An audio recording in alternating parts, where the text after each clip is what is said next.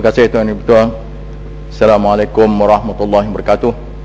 Saya merakamkan ribuan terima kasih di atas peluang yang diberikan untuk sama-sama membincangkan bajet 2011. Salah satu tajuk yang dibincangkan dalam para 32 ialah memajukan teknologi hijau bagi menjamin kelestarian pembangunan negara.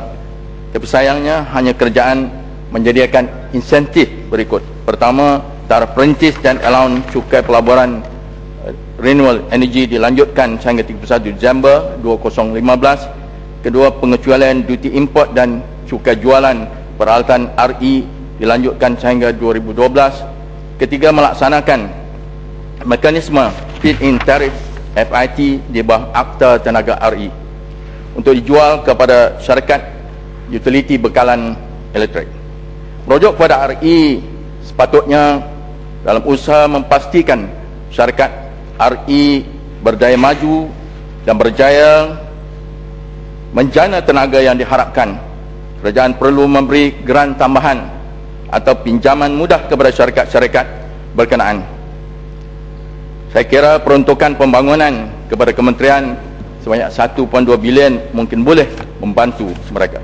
Seterusnya, saya menyokong insentif dan inisiatif yang di bawah. Pertama, pengecualian cukai ke atas pendapatan daripada perdagangan sijil Certified Emission Reduction CRS dilanjutkan sehingga tahun taksiran 2012. Yang kedua, pengecualian duty import sepenuhnya dan duty excise 50% telah diberi kepada pemegang franchise kereta hibrid sehingga 31 Disember 2011. Yang tiga, Malaysia juga komited mengurangkan pengeluaran carbon intensity bagi memelihara alam sekitar, antaranya program adunan bayu bahan api dan diesel petroleum.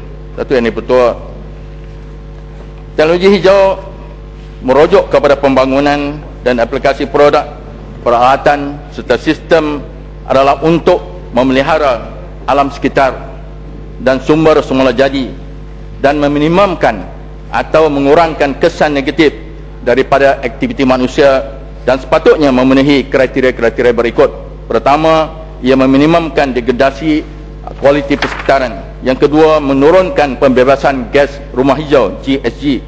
Yang tiga, ia selamat untuk digunakan dan menyediakan persekitaran sihat dan lebih baik untuk semua kehidupan.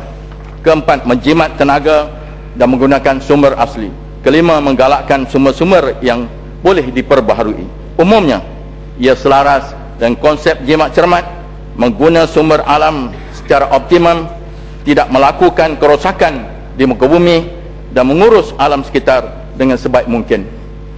Satu yang bertua, persoalannya Dewan Yang Mulia ini ingin mendapat penjelasan dari Kementerian Tenaga, Teknologi Hijau dan Air adalah seperti berikut. Pertama, Kementerian telah melaksanakan program Malaysia Industrial Energy Efficiency Improvement Project MIEEIP dengan tujuan untuk meningkatkan kecekapan tenaga energy efficiency EE dalam sektor industri. Apakah hasil kejayaan program MIEEIP ini? Kedua, saya dipahamkan program audit tenaga telah dijalankan di bangunan-bangunan kerajaan tertentu untuk menilai tahap penggunaan tenaga dan untuk mengenal pasti langkah-langkah yang boleh diambil untuk meningkatkan kecekapan tenaga EE. Berapa banyakkah bangunan kerajaan yang telah diaudit? Apakah hasil yang diperolehi dan apakah sasaran kementerian? Kerajaan telah melancarkan Green Building Index GBI pada 21 Mei 2009 sebagai satu indeks penilaian kepada bangunan mesra alam. Apakah kelebihan atau insentif yang telah diperolehi oleh pemilik bangunan yang mempunyai sijil GBI dan juga kepada pembeli bangunan yang mempunyai sijil GBI? Ketiga, program jana kuasa kecil boleh diperbaharui. Small Renewable Energy Program SREP telah diperkenalkan bagi membolehkan stesen penjanaan tenaga elektrik berasaskan sumber RE menjual kepada pihak utiliti. Sehingga 31 Mei 2009 difahamkan sebanyak 39 projek SREP dengan kapasiti 234.3 megawatt telah diluluskan. tetapi 4 sahaja beroperasi dengan kapasiti 32 megawatt disambung kepada grid.